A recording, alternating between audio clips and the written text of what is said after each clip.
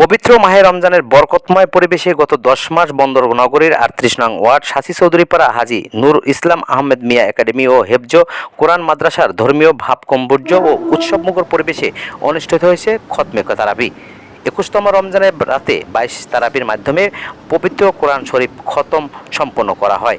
এতে উপলক্ষে মাদ্রাসার প্রাঙ্গণে আয়োজন করা হয় বিশেষ তারাবির নামাজের। মাদ্রাসার হাফেজ কোরআন শিক্ষার্থীরা অত্যন্ত সুললিত কণ্ঠে পবিত্র কোরআন তেলাওয়াতের মাধ্যমে খতমে তারাবি সম্পন্ন করেন। এতে মাদ্রাসার শিক্ষক, অভিভাবক ও এলাকার অসংখ্য মুসল্লি উপস্থিত থেকে নামাজে শরীক হন।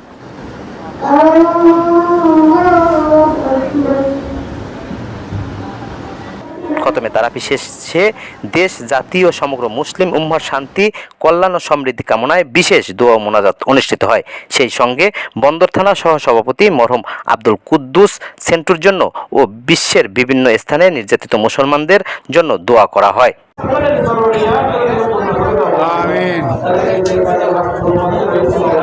সেই কাজের মাধ্যমে হালাল রিজিকের ব্যবস্থা করে দেওয়া হবে।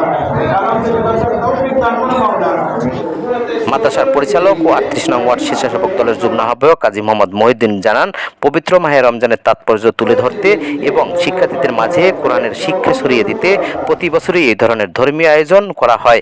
স্থানীয় মুসল্লিরাও এমন আয়োজনকে সাধুবাদ জানান এবং ভবিষ্যতে এই ধারাবাহিকতা বজায় রাখার আশা ব্যক্ত করেন।